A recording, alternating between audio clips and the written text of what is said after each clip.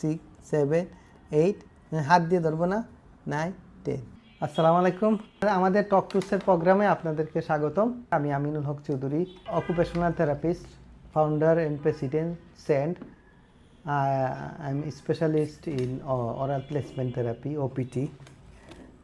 আমি এখন আপনাদের সামনে লিপ জিম, একটা টক টুসের যে ছোটো একটা আইটেম লিপ জিম, ঠোঁটের ব্যায়ামের, এটা আপনাদের ঠোঁটের একটা ব্যায়াম দেখাবো। অনেক বাচ্চা আছে যে মুখ হা করে রাখে, আর ঠোঁটটা এরকম থাকে, কাছে দুই ঠোঁট কাছে নিতে পারে না।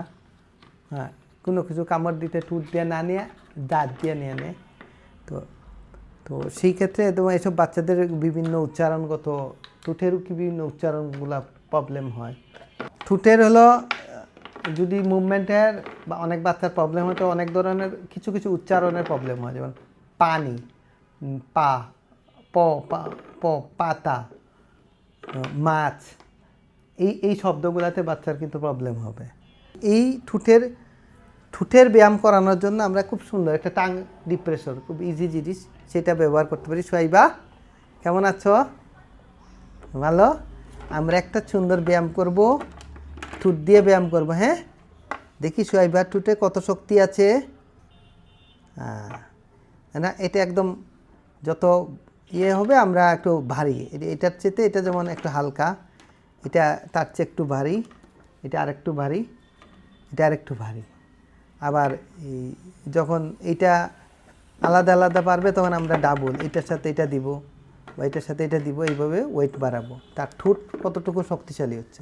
এবং এটার বেলায় আপনাকে খেয়াল রাখতে হবে, দেখি সে যাতে কামড় না দেয়, ঠোঁট দিয়ে ধরে রাখবে।